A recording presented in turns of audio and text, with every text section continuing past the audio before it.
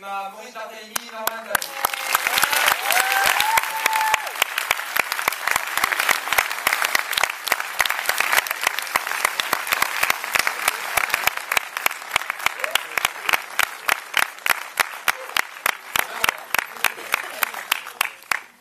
Bon, bah voilà, si vous avez des questions, n'hésitez pas, on est là pour y répondre. J'espère que vous avez passé un bon moment. Ok. Ça va être court.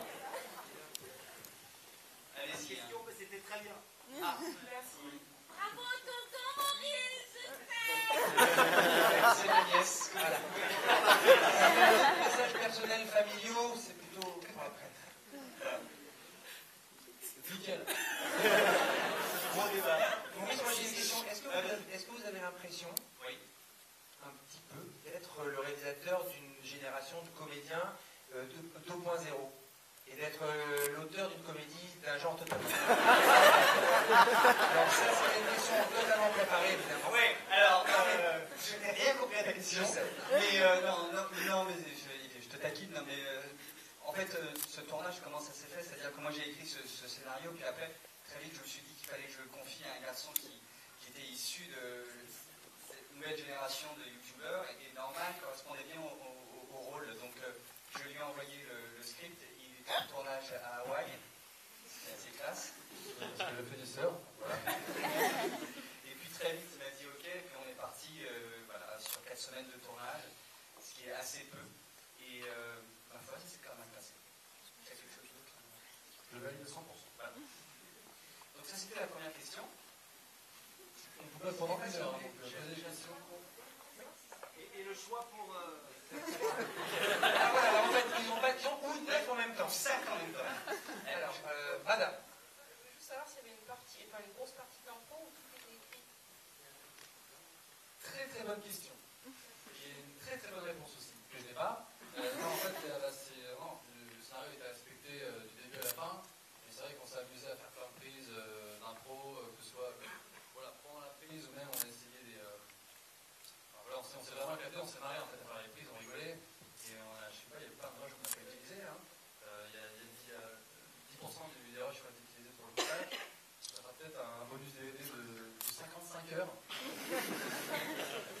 En fait, le scénario a été écrit, mais moi, une fois que j'avais mes 2 premières prises qui étaient correctes, je leur disais maintenant, allez-y, proposez, mettez-vous le texte en bouche. Et donc, du coup, au final, au montage, j'ai gardé beaucoup de prises qui s'étaient appropriées. Quoi.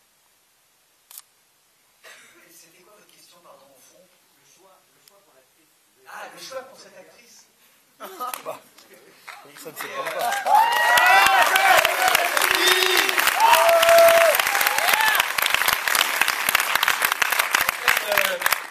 J'avais vu Stéphie Selma dans Casse Départ que j'avais trouvé.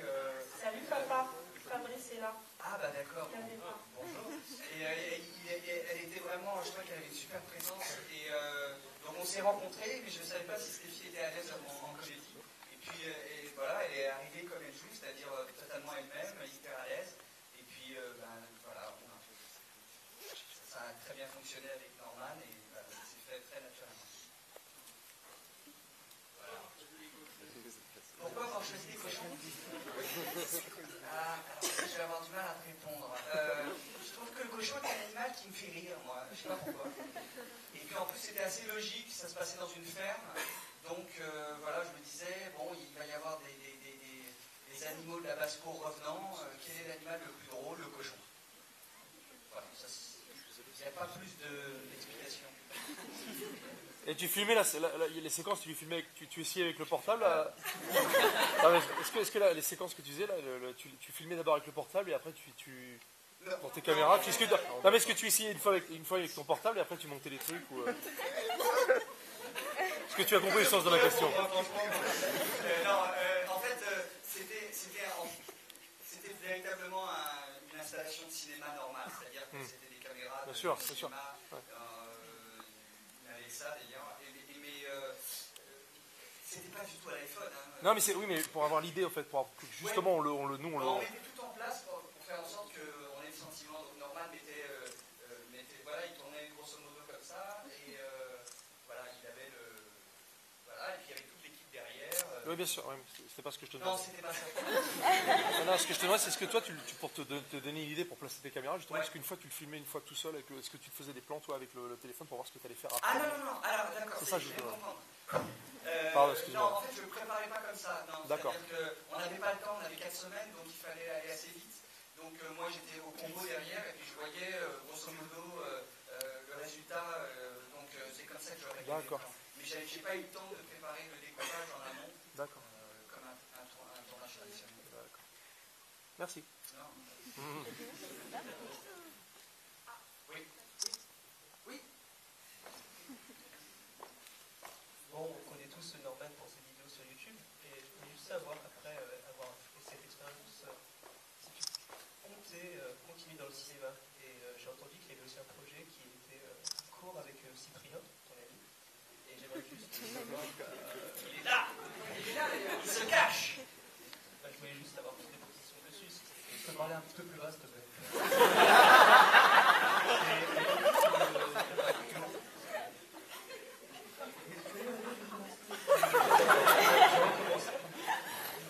J'ai entendu la question, donc tu parlais de ce projet avec cet individu qui se nomme Cyprien. C'est ça. Ouais, c'est un truc qui va certainement se tourner au printemps prochain, qui est encore une nouvelle aventure et tout, parce que ça, c'est la réalisation, la coécrit et tout. Ouais, je suis super excité, impatient de faire ça aussi. Ouais. Et tu comptes continuer tes podcasts sur YouTube ou Tout à fait, ouais, écoute, tant que je pourrais, je continuerai les vidéos sur YouTube. D'accord, merci.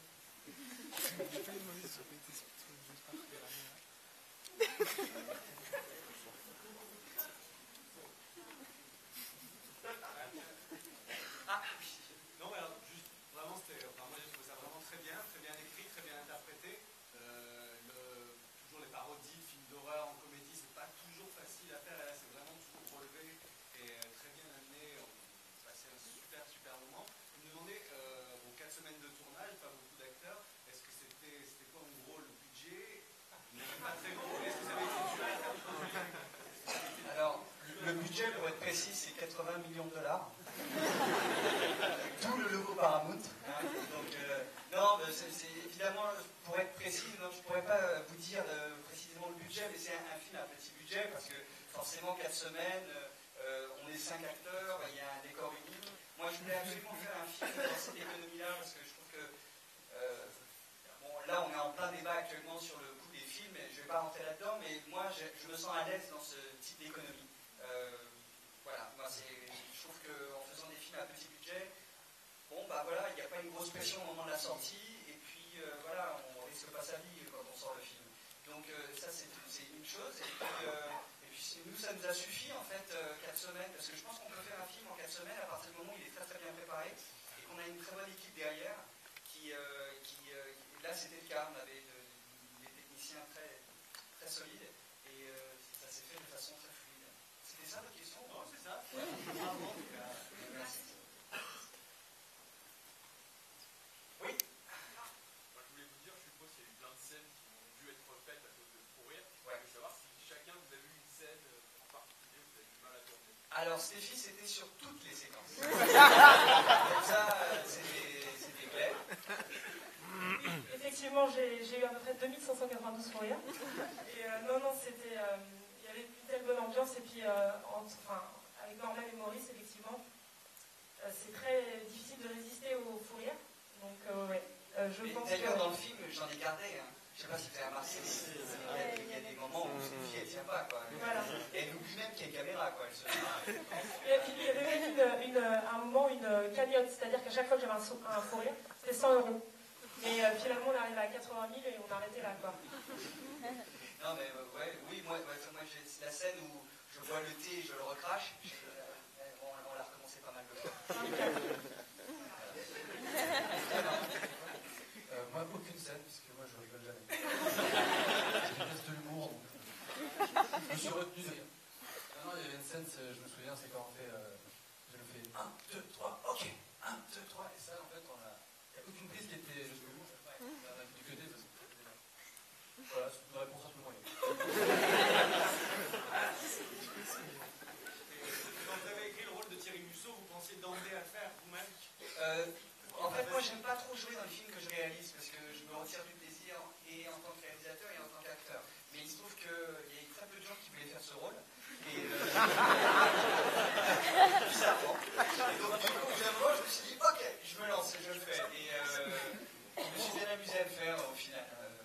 j'aime bien jouer des personnages bien dégueulasses.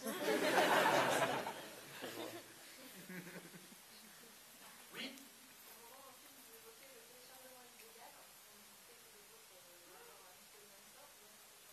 Non, ça c'est impossible. On a, en fait, il y a un système qui fait que dès que le film est téléchargé, il est en turc. Donc, du coup, là, on est blâmé. Aucun problème. Non, mais bon, oui, effectivement, c'est un petit clin d'œil parce que je fais partie de ceux qui, évidemment, regrettent que les films soient téléchargés, mais en même temps, le combat est un peu perdu d'avance. Donc, voilà, c'est pour ça que je me barre un peu là-dessus, quoi. Je vais me faire engueuler par Paramount.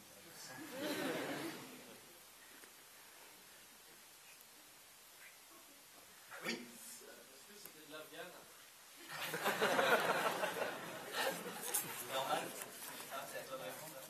C'était de la viande côtelette. Non, en vrai, pour répondre de manière authentique, c'était ni du tabac, ni de la marijuana, comme on dit. Gros point de pharmacie. Parfaitement dégueulasse. C'est ça? Ah, ok, bon, du eucalyptus, et moi, je répète que c'est quand tu fumes, il n'y a pas de fumée qui sort. Enfin, bref, c'est hyper dur. Deuxième réponse nulle. Et en tout cas, non, mais c'est intéressant parce que Stéphie ne fume pas de clope, donc on devait fumer des foins pour en faire. Et maintenant, je suis rodé au foin, je kiffe trop. Pendant la production du film, qu'est-ce que vous avez fait en fait? Vous avez mis une loge avec du champagne, du foin, des trucs. Alors, déjà, on a écouté le début de la projection parce que nous, on adore écouter les salles, quoi. Les salles sont différentes à chaque fois. Et ce soir, très franchement, il y avait une ambiance, mais hyper détendue. C'était hyper agréable de vous écouter comme ça, au fond. Donc, on vous a écouté pendant une demi-heure. Et puis après, on était répondre à quelques questions, boire un peu de champagne. Et puis, voilà, et on est venu écouter la dernière demi-heure. Voilà. Mais moi, personnellement, ça me stresse de rester dans une salle. J'aime pas ça du tout parce que voilà, c'est un peu un film qu'on a fabriqué tous ensemble et c'est un peu stressant. Voilà. Au départ, quand vous avez commencé à présenter votre scénario avec les cochons fantômes, comment ça a été reçu? Ah, c'est une très très bonne question. C'est la première fois qu'on me la pose, ça s'est très mal passé. C'est-à-dire que les gens sont pourtant habitués au script que je peux proposer, mais le coup des cochons fantômes, il y a eu beaucoup de mépris. Beaucoup de mépris. Donc du coup, on s'est fait bananer par pas mal de financiers, notamment Canal+, on les remercie au passage. Donc c'est pour ça que je trouve que le Studio 37, qui est la branche cinéma de Orange, est d'autant plus méritante, c'est qu'ils nous ont entièrement, quasiment financés. Et là, pour le coup, je les remercie franchement, parce qu'il y avait les cochons fantômes dans le script. Hein, et quand on se retrouve à Cannes dans un rendez-vous hyper sérieux, et qu'ils vous disent les cochons fantômes, alors là, on y va. Hein. Et on était hyper contents. Et puis après, quand le film était terminé, qu'il était monté, et qu'on l'a présenté à Paramount, et qu'ils nous ont dit, ok, ça aussi c'est un choc, parce que pour moi, Paramount, c'était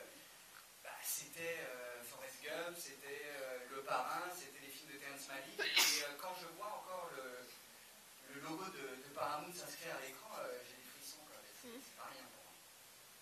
Voilà. Est-ce que tu as touché des royalties pour les placements de produits? Des royalties. C'est une question conne. Pas du tout. Non, je sais. Non. Alors, pour être franc avec toi, Nutella n'a rien donné. Nutella, c'est une boîte qui généralement ne donne rien. Et Granola a donné 2 tonnes de paquets de granola. Non, mais il n'y a pas d'autres placements. Si, t'en as remarqué d'autres? Non, mais le placement de produit, pour être franc, est une façon de financer le film. Donc, évidemment qu'il y a des marques qui nous demandent de temps en temps de placer un truc, etc. Mais tout va au financement du film. Donc, moi, j'ai pas trop de problème à dire que oui, il y en a, mais c'est pas non plus dingue. Voilà.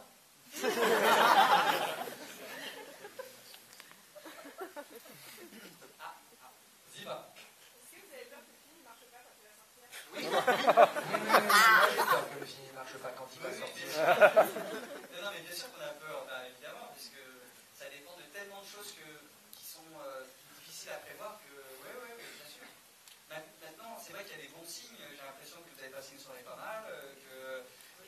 chaque fois qu'on va présenter le film en province, les salles sont pleines. Donc ça a l'air de bien se passer, mais c'est tellement fragile que c'est difficile de savoir à l'avance comment ça va se passer. Par contre, si tu en parles à ta copine qui elle-même en parle à sa copine, via Facebook ou autre, c'est un bon moyen de faire que le film se passe bien. Mathieu, c'était quoi ton rôle exactement dans ce film? Mathieu, C'est la sœur, mais non. tu prendrais les 50 €, s'il te plaît. Moi, je travaille pour Paramount Pictures, donc le distributeur du film. Et mon rôle, je tiens les micros, c'est tout.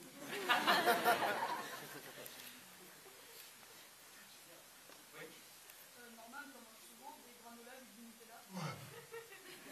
Tous les années. Énormité.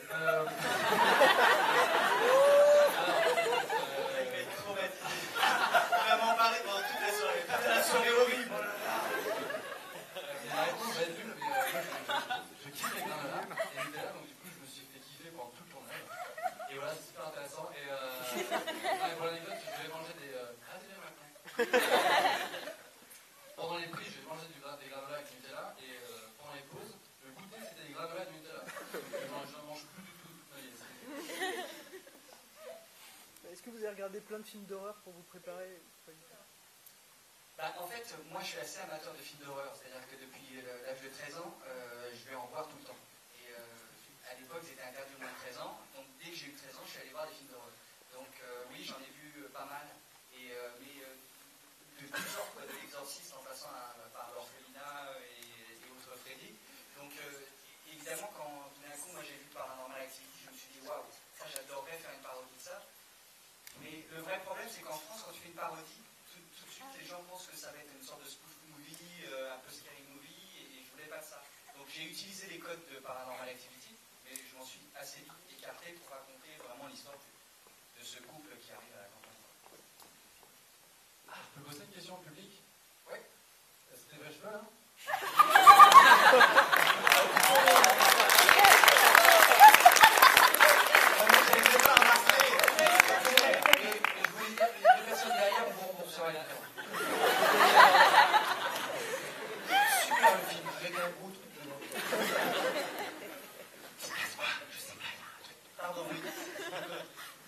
Pourquoi Monsieur Le Ventour il est pas là? Rufus n'est pas là.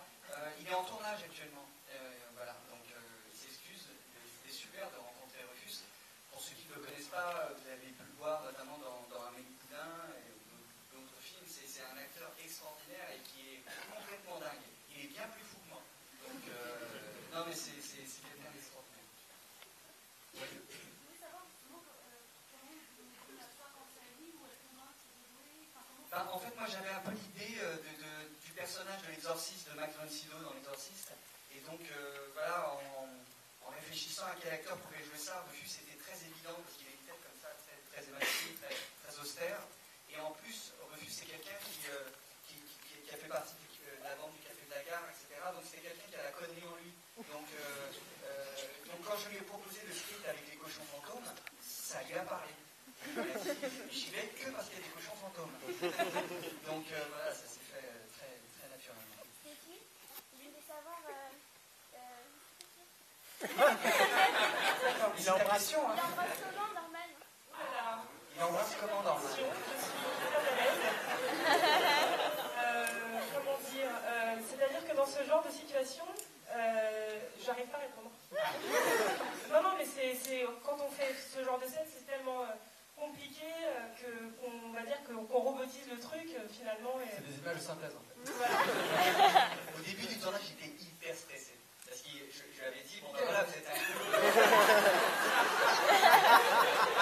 Alors, son dossier.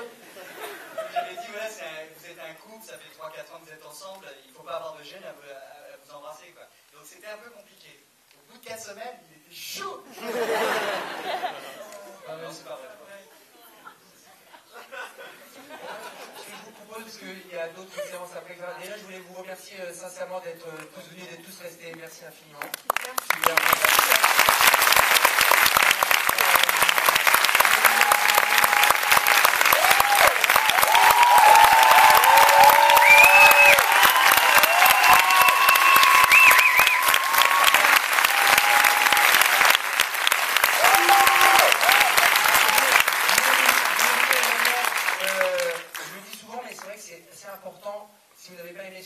aux gens que...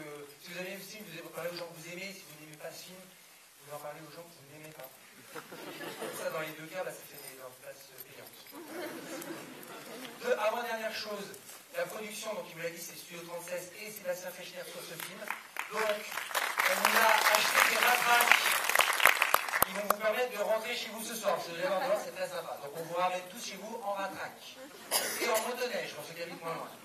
Dernière chose, je sais qu'il y a souvent des timides et il y a des gens qui sont un peu en manque de Norman. On va faire un petit truc, on va rester un petit quart d'heure dans le Bert's Café, là, vous voyez, au niveau du cours Saint-Émilion. Venez juste nous faire un petit coucou, faire peut-être une petite photo avec lui, en tout cas, voilà, venez témoigner votre satisfaction sur le film. Merci beaucoup. Merci.